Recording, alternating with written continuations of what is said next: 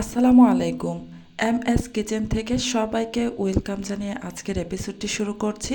আমার আজকের এপিসোডে থাকছে কলই শাক ভাজি রেসিপি। এই কলই শাক ভাজি করার জন্য প্রথমে আমি এখানে কিছু কলই শাক নিয়েছি। এই শাকগুলো আমি কিনে নিয়েছি। যারা এই শাকগুলো ক্ষেত থেকে সরাসরি খাওয়ার জন্য উঠান, ওনারা এই শাকগুলো বেছে বেছেই উঠান। তবে যেহেতু বাজার থেকে কিনেছি, এই শাকগুলো আমাকে বেছে নিতে হবে। এই যে দেখতে পাচ্ছেন, আমি শাকের যে নরম অংশটুকু আছে সেটুকু শুধু রাখছি। দেখে নিশ্চয়ই বুঝতেই পারছেন আমি কিভাবে শাকগুলোকে বেছে নিচ্ছি। এই শাকের কিছু ডাঁটা শক্ত টাইপের, সেই ডাঁটাগুলো ফেলে দিতে হবে আর শুধু নরম অংশটুকু ছিঁড়ে নিতে হবে। এভাবে আমি শাকগুলোকে বেছে কেটে ধুয়ে পরিষ্কার করে তারপর কুচি করে নিয়েছি। এই শাকগুলোকে ধোয়ার পর আমি কিছুক্ষণ পানি ঝরিয়ে রেখেছিলাম, তারপর কুচি করে কেটে নিয়েছি। এবার শাকগুলোকে ভাজি করার জন্য প্রথমে চুলায় একটা প্যান বসিয়ে গরম করে এতে আমি পর্যাপ্ত পরিমাণ সয়াবিন তেল দিয়ে গরম হওয়া পর্যন্ত অপেক্ষা করছি। তেলটা গরম হয়ে গিয়েছে, এবার আমি এতে কিছু শুকনো মরিচ দিয়ে প্রথমে ভেজে নিয়েছি। এবার আমি শুকনো মরিচগুলোকে উঠিয়ে নিব।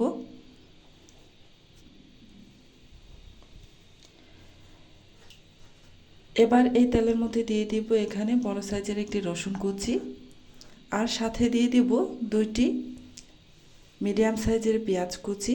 এই শাক ভাজি করার জন্য পেঁয়াজ রসুনের কোনো নির্দিষ্ট পরিমাণ নেই, আপনারা যে যেমনটা পছন্দ করেন দিয়ে দেবেন। এবার নেড়েচেড়ে গোল্ডেন ব্রাউন কালার করে ভেজে নেব।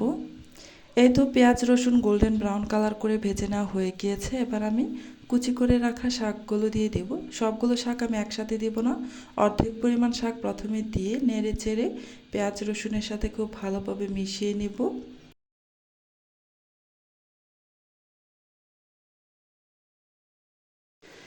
এই তো ভালোভাবে মিশিয়ে নেওয়া হয়ে গিয়েছে। এবার আমি বাকি শাকগুলোকেও দিয়ে দিয়েছি। এখন এতে দিয়ে দিব স্বাদ মতো লবণ, আর সাথে দিয়ে দিচ্ছি বেশ কিছু কাঁচামরিচ। আমি এখানে বেশ কিছু কাঁচামরিচ দিয়ে দিলাম। শাকের মধ্যে কাঁচামরিচের পরিমাণটা একটু বাড়িয়ে দিলে খেতে ভালো লাগে। এবার সমস্ত কিছু একসাথে নেড়ে চেড়ে খুব ভালোভাবে মিশিয়ে নিব। এই শাক ভাজি করার জন্য আমি ঢাকনা দিয়ে ঢেকে দিব না, আর পানিও দিব না। অনবরত নেড়ে চেড়ে এই শাকগুলোকে আমি ভেজে নেব। ঢাকনা দিয়ে ঢেকে দেওয়া যাবে না, এতে করে শাকের সবুজ কালারটা নষ্ট হয়ে যাবে। এই তো কিছুক্ষণ পর পর আমি নেড়ে চেড়ে শাকগুলোকে ভেজে নিচ্ছি।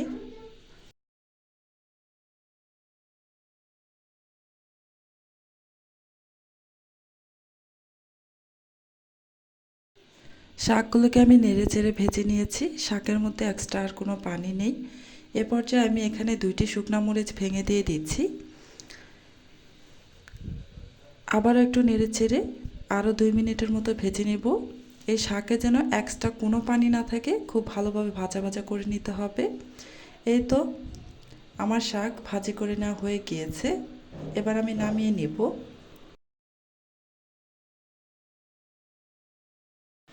এই কলই শাক ভাজি গরম গরম ভাতের সাথে জাস্ট অসাধারণ লাগে খেতে। আমার আজকের এই রেসিপিটি আপনাদের কাছে কেমন লেগেছে কমেন্ট করে জানাবেন, একটি লাইক দিয়ে দিবেন। আজকের মতো এখানেই বিদায় নিচ্ছি। আবারও চলে আসবো অন্য কোনো দিন নতুন আরও একটি রেসিপি নিয়ে। আসসালামু আলাইকুম ওয়া রাহমাতুল্লাহি ওয়া বারাকাতুহু।